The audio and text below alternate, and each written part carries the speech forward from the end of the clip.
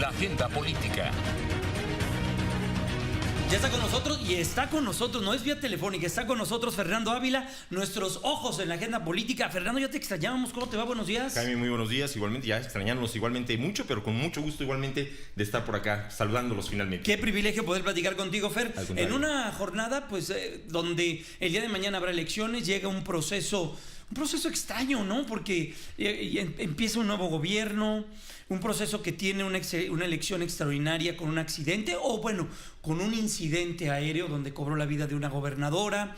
¿Qué decir? Sin duda alguna, lo señalas muy bien, un proceso electoral muy diferente a cualquier otro en otros momentos. Primero porque también recordemos todo este movimiento que se está dando en nuestro país desde hace aproximadamente 15 años, en el cual se ha buscado precisamente que las elecciones vayan siendo concurrentes. Recordemos también que hace, insisto, entre 15 años y hacia atrás, desde luego, constantemente estábamos en elecciones, permanentemente. Había estados que en lapsos de 3 años tenían 4 o 5 elecciones, porque elegían en una fecha presidentes municipales, en otra fecha al gobernador, en otra fecha al Congreso local, y después venían las elecciones federales. En consecuencia, era permanentemente estar en ese proceso electoral, y poco a poco esta concurrencia que va buscando que los mexicanos acudamos a las urnas únicamente cada 3 años, pues va permitiendo que se vayan reduciendo desde luego las fechas de elección entre las federales, por decirlo de alguna manera. El año pasado tuvimos la elección federal, desde luego, y en este año son solamente en calendario 5 entidades las que tendrán elección, por el evento que señalas, el desafortunado accidente de la gobernadora que iniciaba funciones precisamente en Puebla. Además, bueno, se tiene que hacer esta después de una larga, de un enorme, fue de las últimas, por supuesto, después, que prácticamente el último que resolvió el propio tribunal, y que bueno, de alguna manera, insisto, esto complica de alguna forma o suma a lo que es en sí el calendario electoral previsto, pero a pesar de ello el proceso electoral no ha permeado tan fuerte. Incluso lo escuchábamos en el resumen muy completo que se dio de cada una de las entidades hace unos minutos que haces en el espacio, cómo no ha permeado de una manera tan fuerte entre la ciudadanía cada uno de estos procesos electorales. Y lo relevante aquí, o lo importante, es ver qué tanto logra todavía traducirse este indudable, innegable arrastre político que tuvo el presidente de la República en la elección del año pasado. Cómo se va a traducir o cómo se va a permear a estas elecciones locales, que no dejan de ser importantes. O sea, no solamente el hecho del Estado de Puebla de elegir un gobernador, en este caso, insisto, por la elección extraordinaria, la elección, en el caso de Baja California, que se antoja también muy interesante porque eventualmente podría ponerse en riesgo por primera ocasión después de prácticamente 30 años la hegemonía que ha manejado ahí el Partido Acción Nacional, que fue el primer estado que ganó Acción Nacional en todavía aquel entonces del partido prácticamente único, el otrora poderoso PRI, y que bueno, de alguna manera, insisto, esto le da un panorama interesante, pero también las elecciones municipales y de diputaciones locales en los otros 4 estados son relevantes, insisto, en términos de qué tanto puede irse permeando esta todavía ganancia política que tiene el presidente de la República.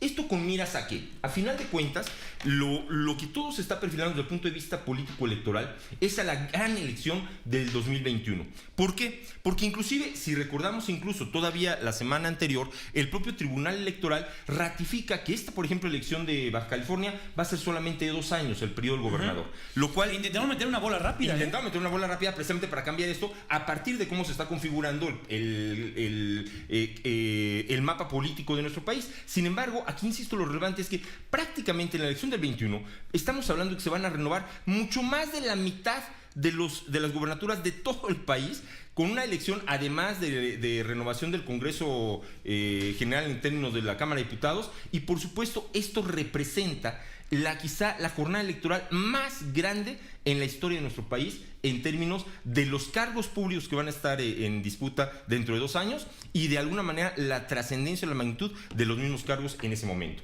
Todo entonces va enfilándose desde el punto de vista político-electoral, insisto, lo que sucede el día de mañana, a cómo se van a ir configurando los aspectos para la elección mínima que tendremos el próximo año, pero sobre todo para la gran elección del 2021. ¿Qué tanto va a influir, como tú bien lo comentas, ya la presencia o la figura del presidente López Obrador con 6 meses ya de gobierno, ya ejerciendo el poder? Sin duda alguna, el poder desgasta, eso es innegable. Siempre, invariablemente, el poder va a tener un desgaste natural. Lo hemos visto, está incluso ya documentado, lo acabamos de escuchar ahorita con Luis Estrada, cómo ha bajado inclusive propiamente hasta los propios seguidores naturales iniciales del presidente, cómo ha ido bajando o mermando un poco su atención, la atención que le están prestando a esta comunicación gubernamental, toda centrada, por supuesto, en las conferencias de la mañana. Sin embargo, más allá, insisto, del cómo está permeando como tal la comunicación del presidente, lo que es, y el desgaste que está teniendo desde el poder mismo, lo que es una realidad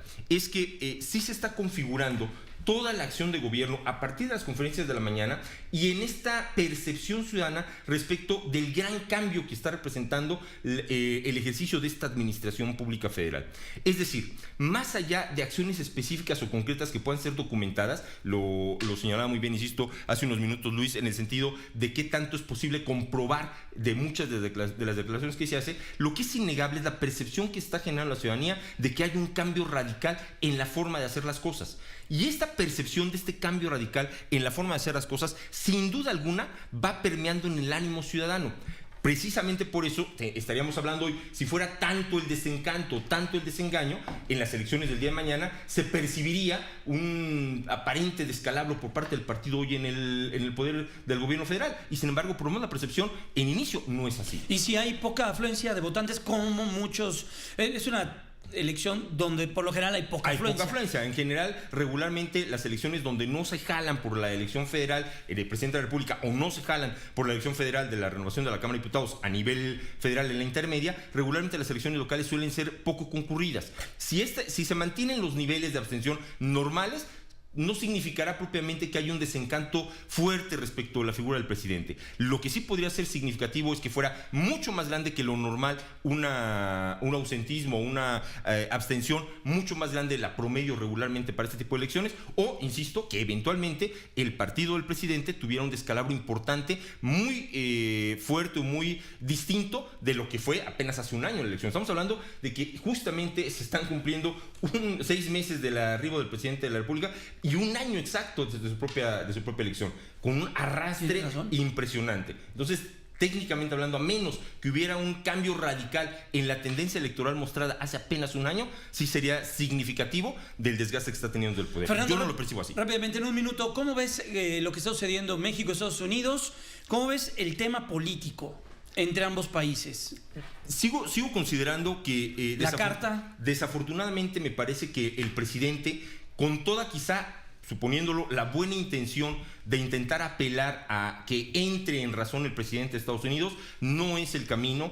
El presidente de Estados Unidos ha manifestado mucho antes de ser presidente y ha sido muy consistente en ello. Su forma de negociar, su forma de negociación siempre es golpeo primero, presiono lo más que se puede, y cuando estás prácticamente debilito, y cuando estás prácticamente en el suelo, entonces sí platicamos. Esa es su estrategia, esa es su forma, y mientras uno le siga el juego, va a perder. No podemos seguirle en esa línea, y me parece que el presidente Andrés Manuel López Obrador, la estrategia que está siguiendo le juega un poco a esa situación.